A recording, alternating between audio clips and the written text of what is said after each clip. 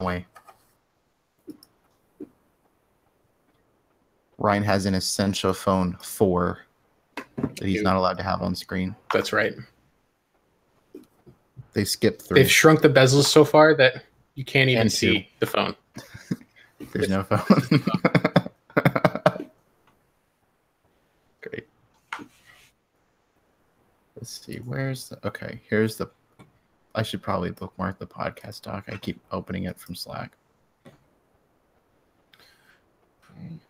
Check Twitch. Twitch is working. That's good. And open the pop-out chat. There we go. Oh, I need to do that. Do we have those pinned to the sidebar? Yes. I have the pop-out chat pinned to the sidebar of the podcast channel.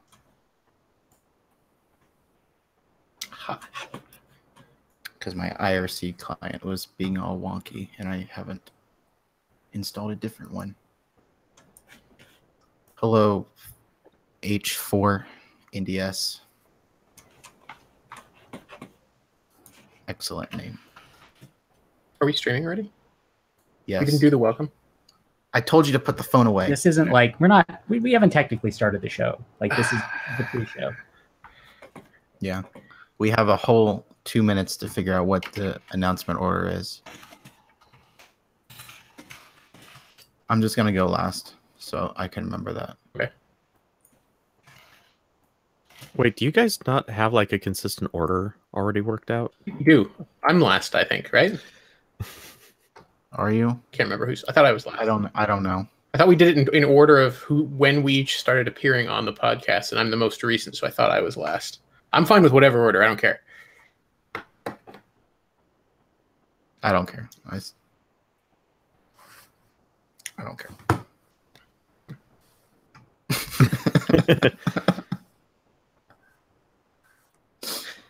Episode title, IDGF. Yes, exactly. Who goes last? No one knows. It's a mystery. Okay, Ryan can go last. So now we have that established so no one talks over it. I'll talk over me. That's good. Someone has to. Otherwise, who knows what I'd say? Good thing we're not live. Okay, so are we all set? Are we gonna do this? Yes.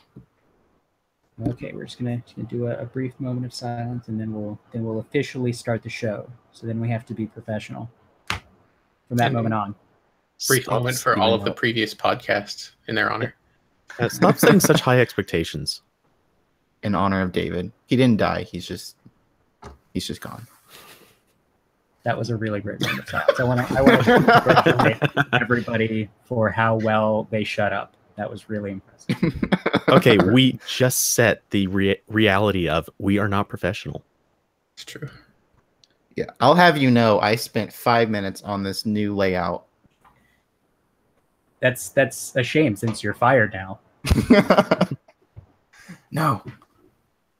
Ryan's fired too. I'm taking him down with me. Okay.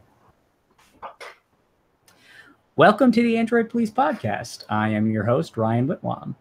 I'm Cody Toombs. I'm Corbin Davenport. And I'm Ryan Hager. And we are all very professional this week, as you can tell. We got the order right, and nothing untoward happened before the start of the show. I remembered my name. Everything is great. David is once again not with us. He had to go to a thing for writing about stuff. He's not dead. If you read the site, then you probably saw like why that was a thing. But he's not here. We're going to talk about phones and stuff anyway, though. Phones like the Pixel 3, which is going to be a thing later this year. There are going to be 2 of them, and one of them is really ugly. Yes, notches are in. Notches are in everywhere. No one can avoid them. You know, unless you buy the smaller Pixel, in which case you will not see a notch. Yay. Yeah, we don't know for sure that these are going to be things. But so there were a couple of leaks over the last couple of days. So we saw the screen protectors, which display the notch in all of its glory. So the XL supposedly, according to the screen protectors, will have a rather sizable notch at the top. I think that, and there's a chin at the bottom too, which is bizarre and a terrible idea. And then after we got those, right, then there were a couple of other small leaks that said like, yeah, that's going to be a thing. And there was a report in I think was it Bloomberg? Yes. That, yes. Yeah, and they spoke to apparently people who know what these phones will look like, and they said yes, and they said yeah, so there's going to be a 3 and a 3XL, and the XL will have a notch and a chin. That's a very specific design reference to make for Bloomberg, which is not really like a technology publication. To go out of their way and say that, I think, is very interesting. So like somebody who saw this phone recognized that was a weird thing, something worth mentioning to Bloomberg apparently. But yeah, so I don't know. I think the XL looks ugly, but maybe some people won't. So at this point, I think the notches were kind of an inevitability, just because everyone else has switched to them. There was Google makes so many Google makes the Pixels and formerly the Nexus line largely to kind of either match what's going on with phones or kind of try to guide a little bit. At least that was the presumption that's always been there. And so much now we're seeing every phone launching with a notch. We're just in that generation. I'm really curious if next year we're going to have a notch though. I mean, I guess that depends if engineers can figure out a way to make phones work without a notch. I mean, the notch is there right now so that you can have a camera and the sensors, in a space where they can function. But I don't know. I mean, I feel like the notches are a temporary thing, but I don't know if next year is going to be soon enough for there to be like real workarounds. Another big thing that drives adoption, if Samsung does one, that'll have a big influence. Yeah, I mean, thus far Samsung has not shown any interest in doing that, but thankfully, I think they're more focused on their foldable phone that they're working on, which is going to come at some point. Yeah, I mean, I expected the XL this year to have a notch. I just didn't expect it to be so like awkward. I mean, it's sizable. I think that the design is worse than the Essential phone because it looks at least as large in terms of. Yeah, I mean, yeah, it's at least as tall, which is a problem, and it's substantially wider at the bottom of the phone, which is about the same size as the one on the Essential phone. It's just like it's everything that is wrong with screen notches. Especially after OnePlus managed to minimize the chin on the bottom of theirs. Like seriously, if Google releases this phone like as the leaks currently suggest, then OnePlus will have done a better job of designing a screen notch than Google, which is embarrassing. Well, keep in mind this is very likely the same group that they just acquired from HTC. So it wouldn't really be that outlandish for HTC's design group to maybe I mean, but if you miss can't, the mark. But like if you can't do it better than that, you shouldn't do it. Well, like if the Essential phone, which came out more than a year before this phone will come out, it does a better job at having a screen notch than your brand new flagship phone, then you should maybe think about not doing it. Essential's placement of the speaker on the front is probably the best I've ever seen it on a handset that uses a notch or wants to minimize the bezels, because it's on the edge of the glass, which is perfect. It's under the display. Yeah, I did not. I mean, know that. it works reasonably well for what it is. So the other thing about those leaks is it looks like there are 2 openings for a camera on the front, or another camera-like sized sensor. Giant flash, maybe. I think like some other sensor or a camera is a better bet. You get wide-angle selfies. I mean, I feel like it might have something to do with face unlock, because as we've become painfully aware lately, you still just can't do that very well with just a single camera, because OnePlus, but they just launched the OnePlus 6 with Face Unlock, and we have realized like, yeah, you can still bypass that with a photo. So you can't do any sort of secure stuff with that.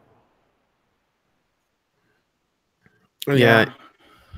It would be really weird to see Google kind of jumping on board with that, but at the same time, you can only go so far with the algorithms and the smart things that they've been doing with the camera sensors. So at this point, they might have finally broken down and admitted, all right, we now just need more data. Let's get a second lens in there. I mean, I totally would not be surprised though, because a camera, no matter how well you interpret the data, it's still just a 2D flat image. And Google might be pretty good at figuring out what's the background and what isn't, but that doesn't mean it can tell the difference between like a face and a cutout of a face. Well, it can do some depth mapping with the PDAF if the front camera has that. Yeah, but I mean, I think like the shape of a face is not going to be different enough. Yeah, it can tell the difference between the background 10 feet away from you and like what's in the foreground. And I think the resolution's something like maybe 100 by 100 or 200 by 200 pixels on that. It's not particularly fun. Yeah. So I mean, I feel like these phones will probably have either like a secondary camera to do like stereo mapping, or some other kind of like an IR sensor or something to make sure that you're an actual person and not a photo. But yeah, and I mean the smaller, so like this, I think the smaller Pixel 3 is going to be the one to get if these are like accurate leaks, because that one looks a lot more modern. It has a taller display, like an 18:9 display or whatever, and the bezels are still, they're kind of big, but they're not, obscene like they are on the small Pixel 2. So I don't know. I'm kind of looking forward to that one. I would probably use that phone over the XL if it looks like the leak suggests. Yeah, I've always liked the smaller pixels anyway, so this is a win for me. Yeah, I liked the small first gen Pixel. I thought that was because I mean it was basically the same layout as the big one, and so you weren't really like losing anything with that one, and it was easier. It was easier to sort of to hold, and the specs are the same. And a lot of companies make small phones that suck. Yeah, do we know 2 rear cameras as well, or is that just? Well, they did add the new multi-camera API in Android P, which might be telling. Yeah, I mean, we haven't seen any images of the back. I think everybody kind of expects that they will, just because at this point it would be kind of weird for Google to still have a single camera, even though the Pixel 2 with a single camera is the best camera phone you can get. Like, it's it doesn't need the second camera. I think it's just one of those things that Google has to do to be taken seriously. Yeah. Yeah, I will be whenever Google makes the shift, I bet that phone's gonna blow away, because the magic they've been able to do with just one camera. Yeah. I mean, I wonder what they would do with the second camera, if they would just use it like for like telephoto shots and like to back up the portrait mode stuff, or if they would they could use parallax for better depth sensing. If they would do like a monochrome sensor to like sharpen the image, kind of like Huawei does. Was it the V30 that had the second lens as a wide angle? That's most LG phones. They have wide angle secondaries. Yeah, that would be cool. I'd like to have a phone with a wide angle. Yeah, that's cool for a while. I find like I don't really use it. Yeah, well, anything I could use that for, I can just use the panorama mode for. So I don't know what it's really for. I mean, you get better results in the panorama, but like panorama's pretty good. It's for those artsy shots where you got everyone in the bubble. I mean, I think zoom cameras are like the most advantageous in general, like from a consumer perspective. Like you get the most benefit from those. Yeah, I'd agree. If I was voting, it would definitely be for a telephoto, because you just get something more out of that. The counterpoint, though, is it's so much easier with, and I know most people don't want to do lens attachments, but if you're doing an attachment, it's a lot easier to do a telephoto attachment than it is to do a good wide angle. So it kind of goes both ways. But yeah, I would definitely take a telephoto built in. And also related to this news, we also heard that Google is sort of handling the entire Pixel 3 thing itself. Supposedly, it's not going to work with like HTC or LG or anybody to do any of the design, which is maybe why the XL looks like it does. So they're going to design it all in-house, and they're going to have it manufactured by Foxconn, just like Apple does. Unfortunately, allegedly, it will still have an LG-made display. I mean, but the smaller one, that is not. I mean, frankly, I wouldn't be surprised if they both do. It's not really surprising because Samsung displays are in short supply and very expensive. And Google has an in with LG. I mean, the fact that my understanding was that the LG displays actually were more expensive. I don't think for Google, probably, because Google not as invested a lot in LG's operation. So, I mean, I think Google has like a pretty good deal because every version of the V30 that I've used, I've had like the 3 of them now. They all have really bad OLEDs, like really blotchy and like smeary colors and like just not great in a myriad of ways. And even though the 2XL is supposedly like the same kind of part, it looks way better. Like it is like night and day difference. It is so much better than LG's OLEDs. So Google is getting like the best OLEDs that LG is producing, and LG's own phones are getting like the second tier parts. So I mean, yeah, I wouldn't be surprised if the new Pixels have LG OLEDs. Hopefully they're better. I mean, I didn't hate the 2XL screen or anything. Hopefully they're better this year, though. Supposedly Apple was going to use some LG OLEDs in its upcoming phones, but there was some back and forth, some rumors in the component markets like that they might not do that because LG's OLEDs are not up to spec. But I guess we'll see how that pans out later this year. Now, didn't the smaller Pixel Samsung panel? It did. Yeah. I wonder if they're both going to have LG this year. I imagine so. I thought I remembered only the larger one, but I might be misremembering. And this is, I mean, who knows at this point? Yeah, but I feel like if they're getting both, if they're making, well, you know, with last generation, they had 2 different OEMs making these phones, but now that they're under the same roof, being manufactured by the same entity, Foxconn, I feel like they're both going to have LG screens now. I mean, maybe. I mean, part of it is... I mean, they're going to get parts from all different kinds of suppliers sent in. It's not that... I mean, and they're going to be different screens anyway. Like, even if they come from the same company, they're different components. It's not going to be that much of a problem to get, a different makers' panels in, if that's what they decide to do. I don't know. Yeah, and I wonder if they probably stuck Samsung panels on the smaller ones because they were, I imagine they sold in fewer quantities than the larger one. I think part of it was also it was LG's first time making a large OLED panel, right? So they wanted to just do, I bet they wanted to just do one model, and that's why the Pixel 2 XL and all of LG's phones all use the same OLED panel, like literally the same panel, because I don't think they even have like the know-how to do, or the space or the money perhaps to do multiple assembly lines for ones that might not be used in as many phones. I mean, their phone OLED stuff is like newly revamped. They did OLEDs in the past, but they haven't for a couple of years. I mean, and they do OLEDs for TVs. But yeah, I mean, this is like a completely new mobile OLED operation for them. So yeah, they might have just been trying to minimize the number of like different panels that they made. Yeah. But obviously, like there's a lot of binning going on. Yeah. Because some of them suck, and some of them suck less.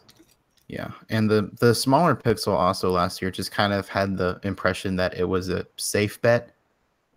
Like it had not really good design. Kind of. I feel like the Pixel 2 felt kind of lazy. Like they're like, we're just this is gonna be a phone. It's gonna have like good hardware and camera, and it looks like a phone. Like it wasn't ugly, but it was just a phone. Yeah, it had bigger bezels than the first small Pixel, but it also had front-facing speakers, so I can forgive it a little bit there. I like having front-facing speakers, but you know what? Like, if having front-facing speakers has anything to do with the chin on the XL, then to hell with front-facing speakers. Give me a bottom-firing speaker. Just get rid of the chin. True enough, God, please. I mean, you know, like Samsung they have stereo speakers. They have one in the earpiece, like the earpiece is also a speaker, and then they have a bottom-firing, speaker, on the bottom of the phone, like right where your hand rests. So like that's kind of annoying. But at the same time, if they had to increase the bezel size to put, you know, a second speaker on the front of the phone, I would not be okay with that. Do they not? Does it sound weird? Because I think you're the only person here who's played with one of those, right? With the Galaxy S9? Yeah. Really? No, I'm sure other people on the team have them. No, I mean of those of us who are on now. How's like the balance? Can you tell which one's which when you listen to it? No, not really. I mean, the speakers aren't like loud or clear enough for you to really discern that much detail. Like they're phone speakers, right? Like even good front-facing phone speakers, they're still phone speakers, you know? I guess that's true. So as long as I'm getting sound like you know, directed in my general face direction, like that's fine. And even if I have to make do with a bottom firing speaker to make like the phone's design better, then I can cope with that. Okay. I don't want to compromise the usability or overall attractiveness of the phone just to get a mediocre front-facing speaker. Yeah, be careful what you wish for. The speaker is going to be on the back. There are phones like that, or at least there have been in the past. I remember a lot of budget phones had like a little back-firing speaker. And Google bought that company that does the haptic piezoelectric speakers through glass, and there were rumors that they were going to do that. That Vivo phone that we saw at MWC did that too. Yeah, it had like the earpiece and or maybe the speaker too. I don't know. It was the glass panel. God, that was the coolest phone. Yeah, that thing was rad. I mean, I'm sure the front-facing camera mechanism that popped up, I'm sure that would break. But God, who uses their front-facing camera? I never times in the life of your phone. I never do. I would be fine buying a phone that didn't have one, but people younger than me take a lot of selfies. I understand. This is what I think the kids are doing these days. So I don't think you can sell a phone without a front-facing camera. You just got to do your selfies blind with the rear camera. I remember those days. It should come with like a mirror that attaches to the back of the phone. No, it's like a Game Boy camera. It's a little thing that plugs in on the top. You just plug it into the headphone jack. Oh wait. God damn it. No, that's where my my button goes that I got on Kickstarter. Oh my God. Every now and then I come across my Pressy in a drawer and I don't throw it away. I just put it back someplace that I'll forget because I like coming across it every now and then. It's like a reminder of how ridiculous crowdfunding hardware can be. It's a cautionary tale, what it is. I just have to throw in, I actually had the non-selfie use case for the front-facing camera just, it was about 3 weeks ago. I had to plug an HDMI cable into something, and I switched to the selfie camera so I could like angle it behind a bunch of electronics and be able to see what I was doing. I will say, it has a purpose that is not just for social media. That story is done. You could have also used a mirror. Yeah, but that wasn't handy. You could have taken a picture and then like pulled it and examined it in detail and tried to like flip it in your head. Oh my God. Yeah, that we'll definitely start doing that in the future. Okay. Do we have anything else about the Pixel 3 that we want to complain about or discuss? The asymmetrical speakers sizes, literally physically, bothers the shit out of me. Yeah, that is annoying. I do really want to kind of call out when Google bought the portion of HTC that designed the Pixel. I don't know if I'm the only one, but I thought it was going to be about a good 2 years out before Google took the show on the road entirely by itself. I thought they might still partner up with somebody for the first year after that acquisition. And in a small way, I guess I kind of want to congratulate them for being like, you know what, we got all we need. We're done. We're taking it on our own now. So I think it's at least interesting that they did that move so quickly. Yeah, I would agree. It's pretty ambitious for them to like jump straight into, we're going to do this from top to bottom and just send it to an ODM and it's going to be fine. Whereas before they've had the oversight of HTC and LG and all of the engineers on their teams who could be like, oh, well, you don't want to do this and you don't want to do that because we know. Yeah. Yeah, I was definitely not, I was expecting another generation or two of phones made by HTC or LG. In a certain way, this is going to be made by HTC because it's probably that group. HTC doesn't really have the capacity now to do that as a company. Yeah. Google bought the people who do that. Yeah, and I think this is very telling about how much Google actually did buy, because previously it was kind of just a vague. I think they gave a specific number of people, but there was no specifics about what type of people. They didn't really talk about like what exact skill set was being brought over. Just these are the people that designed the Pixel, and this was the group that worked on it. So now we have a pretty clear image. This is everything they needed in order to do it themselves. So that was a solid acquisition. Whether or not the quality will turn out, we'll find out in a few months. But we will have to wait and see, and probably we'll have lots of things to complain about, even if they're completely different phones, because that's just how we are. Okay, let's move on to another oddly designed phone. So Xiaomi announced the Mi 8. That was a thing just today as we're recording the podcast. And I mean, these phones aren't going to ever come to America, but I'm sure they will be very popular in lots of areas of the world because Xiaomi sells a lot of phones. One of them is transparent, sort of. It has a little window where you can see the internals, sort of. The Mi 8 Explorer Edition, if you haven't looked up photos of this, you should go to the site and look, because it's weird. You look at it, you think, hey, that's kind of cool. You can see like all the chips and they labeled them. And it's like, but wait a minute, that's not how the inside of a phone looks. Yeah, and there was a huge back and forth about if these were actual components or if they were stickers or what. I think the consensus is that they are pieces of metal. It's a plate. They are physically something inside the phone that you are looking at, but it is definitely, there's no way that this is the stuff powering the phone. Like, the layout of this board does not look right. They've got, so like when you look at, they have a Snapdragon chip, quote unquote. It's got a silkscreen Snapdragon logo on it, which, you know, the real thing does not have. And if you look at it, like, they have what look like traces around the edge, but apparently it looks like they're actually like surface mount resistors laid all the way around the perimeter. Yeah, it's like, no, this is not how a phone looks inside. Like, it's any of this works. Totally laid out to be pretty. And of course, like a real, like the real components inside of a phone, they have like RF shielding and heat spreaders and stuff that would prevent you from seeing all of this detail. So, and of course, so they announced this and everybody's like, really? Are you guys for real? And they were like, these are actually, but I think this was of course translated from Chinese, but they said something to the effect of, these are pieces inside the phone. This is not a sticker, because people thought it was just like, completely fake. But yeah, so it sounds like what this is probably going to be is just like a little panel inside the phone that has fake components in it.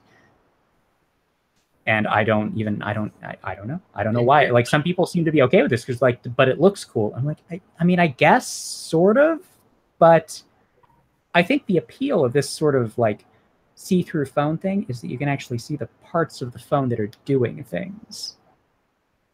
Like, if you just fake it, then it's like, why even bother?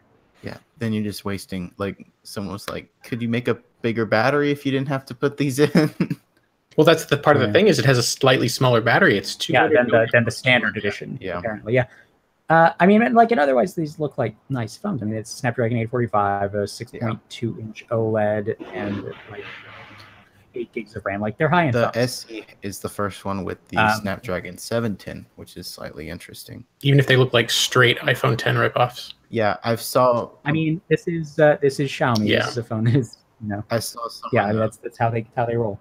I saw some tweets where people were comparing the ad for this phone against the original ad for the iPhone X, and it was like a shot-for-shot replica with the same colors and everything. So that's Xiaomi for you. Yeah. This phone also has a screen notch that is gigantic, because it has like an IR sensor to do face unlock. So it's kind of, even more like the iPhone. Although there's a chin too, so that's dumb. Xiaomi, you shouldn't have done that. Wah, wah, wah. Yeah, I don't. Man, like, the engineering to get rid of the chin must be harder than I was anticipating. That, or they're just not selling the displays that are capable of doing that. It might be that Samsung got a special, or Apple got a special deal with Samsung with know. displays that had a flexible enough substrate, and they just I not would, selling them generally. I would assume that if you're willing to pay enough money, Samsung will make whatever kind of displays you want. Maybe. But yeah, I mean, so that, I mean, there's not really the only phone that I've seen that comes anywhere close to not having a chin is that Vivo phone, and it had like a little bit more bezel at the bottom. Even then, like it was slightly larger than the other sides. It had a decent chin going. Yeah, I mean, it was a little more than talking about we're talking about a noticeable. couple of millimeters, but Yeah. I mean, and then and the OnePlus 6 is reasonably close to not having a chin. It's like it's like 6 millimeters of bezel on the bottom versus like 3 on the top. The OnePlus 6 looks like the future, man. It is. I mean, it's the best looking notched Android phone you can get right now. I just, man, if the camera on that phone were better, I would carry it pretty regularly. I mean, I've been switching back and forth between that and some other things, and I like the way the OnePlus 6 looks and feels, and it's fast, and the software is solid. It's just like, man, the camera it's just not quite there. So yeah, Xiaomi phones. You know what other company announced new phones? Nokia. I was gonna say Doogee. I mean, the Well, they problem. probably did too. I think Yeah. that they do that every day. So yeah, new Nokia phones. I don't think these are going to be US things, are they? Of course not. Well, I thought one of them was the Nokia 2.1's coming over in Android Is it? Oreo Go edition. I think was the What about okay, so then the Nokia 1 is for the rest of the world, and with the 2.1 is going to be I don't even know why you'd want to think. I don't even know why you'd really want to sell a Go phone in the US. I'm not sure what the market is here. I'm kind of excited to play with the Go phone because we've got the Alcatel One X coming, and I'm really looking forward to playing with that. I mean, it'll be a very basic Android phone. I'm going to use it for a whole month without touching any other phones. I think you're probably going to hate that. I might. But yeah, okay. So Nokia phones like the 2.1 has a Snapdragon 425. It's whatever. It's a Go phone. The 3.1 is a MediaTek device, which is kind of weird. And then and the 5.1 is a MediaTek Helio P18. It's like MediaTek pseudo high-end chip. And we have like pricing for India. So like these are the markets that Nokia is targeting with these. They look nice enough. I mean, Nokia's hardware is impressive. Yes, they honestly, if I was in the market for a budget phone, I would. And all of Nokia's phones are either Android One or Android Go, so that's definitely a selling point. Yeah, they just look miles different than every other cheap plastic. Yeah, they are attractive. Like the Nokia 6.1 that just came out in the US is a very pretty phone. It has it's like black aluminum. Thank God it's not made of glass, and it has like these copper like chamfered accents all over. It's a very cool looking phone. I love the Sirocco. I don't care what you guys think. That's beautiful. it's so sharp. It seems like you could cut. It's amazing. Like it's great. You could cut yourself holding that phone. You can shake someone. Yeah. If you're in a really. dangerous Like situation. you could slice somebody's throat with that phone. You could like murder a man. Yeah. Someone pointed out no bootloader unlocked for the Nokia. Nope, not yet. Yeah. That sucks. Yeah. I don't know why they're taking so long. I would really like to see these phones, or at least the Nokia, I guess 6 on Project Fi. Now that Project Fi has actual phone selection, it's not just the Pixel and one Motorola phone no one cares about. Yeah. We don't have that on the list, but we can maybe talk briefly about that. The three new phones are on Fi now. Is one of them new? Is one of them new? Really? New on Fi. They're new on Fi. So the G6, the Moto G6, the G7, the LG G7, the V35. and look, if you would not step all over my segue, that would be great, Ryan. That would be awesome. And the V35 is also on Fi. But which V35? Is it new? Is it a new phone? Is it new? It is a new name, is what it is. It's a new. the V35, it's on Fi and on AT&T. The phone's like $900, which is ridiculous because I guarantee it is a V30 with like ever so slightly better specs. It's a V30 with a Snapdragon 845, and that's pretty much it. Yeah, And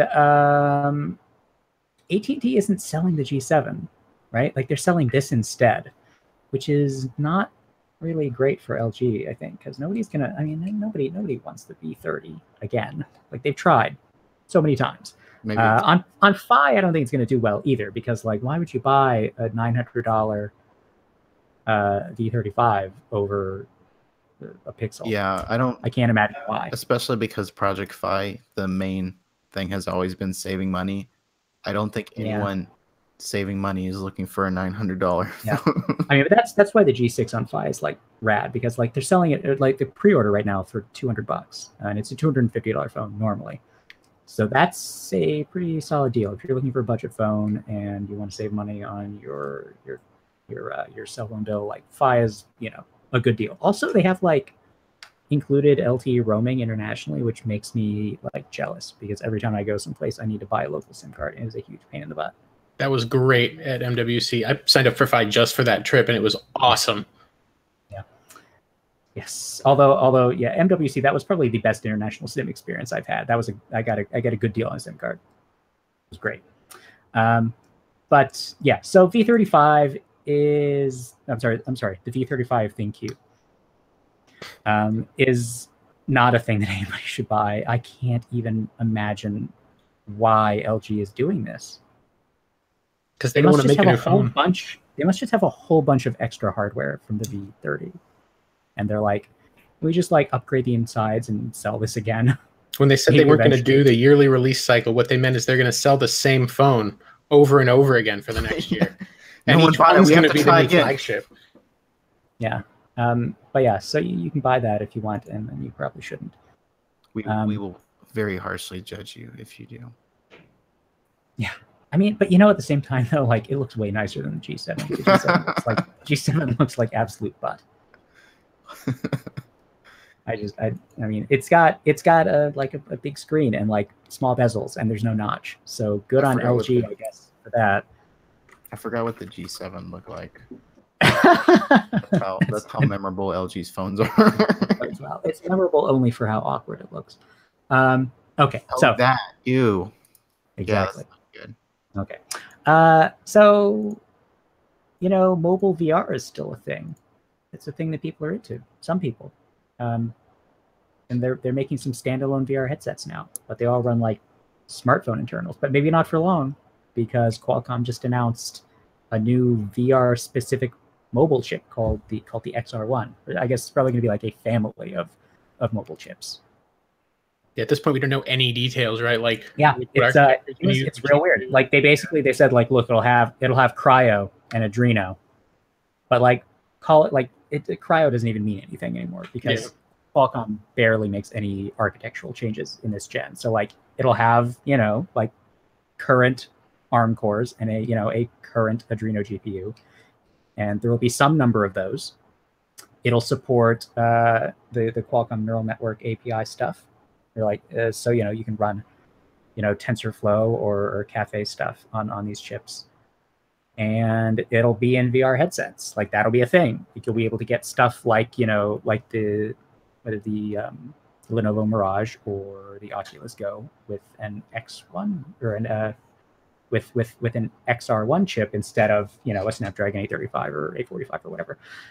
So I mean, that's held down by a modem or anything else that might increase the cost. Yeah, that's the advantage here, is that it will not have the stuff you need specifically for phones, because, you know, obviously you don't need like a dedicated LTE connection for your VR headset. At least I should hope you don't. I do. I want to watch VR movies on the go while I'm driving.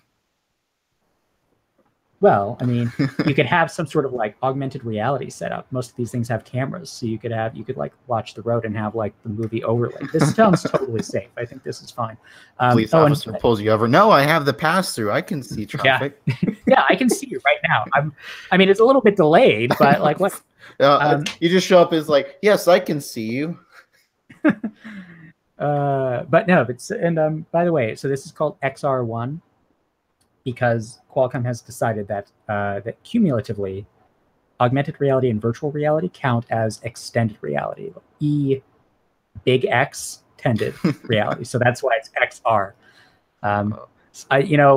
Some marketing person was so proud of themselves when they came up with that. Like they went around high-fiving in the office. I mean, it was great. I'm sure Qualcomm wasn't the one to make that up. The new name for the Web VR API is Web XR. But it's still a pretty silly name. And whoever came up with it was very proud of themselves, I'm sure. Yeah, I don't know if the Qualcomm probably came up with the extended reality themselves, and they're probably very proud of that. Convergent design. Yeah. So there will probably be different versions of this chip because Qualcomm specifically said there will be quote unquote high quality and premium quality headsets that run this. So high quality is stuff like the Oculus Go, apparently, that has like 3 degrees of freedom, like so you can like turn your head, you can look around. And then there are 6 degrees of freedom. That would be supposedly like the Lenovo Mirage, which can do 6 degrees of freedom. So you can actually move around in a space and it'll go like up and down and it will understand that. And the quote unquote premium ones will also support ultrasonic controller and hand tracking, supposedly. Neat. Yeah, pretty much. So I guess we'll see, when and if these things happen. But probably later this year, we might see the first devices that use the XR1 chips. So that's the thing. Does anybody have anything else they would like to complain about on the podcast this week? I don't think so. That's a loaded question. Right. Yeah, I know. All right. Well, then I guess we'll call it for this episode. If anybody out there has any comments or concerns, no threats though. We've got enough of those. You can contact us at podcast@androidpolice.com, and we will catch you next time. Good night, everyone. Yes, I was hoping I have to do it because Jordan's not here.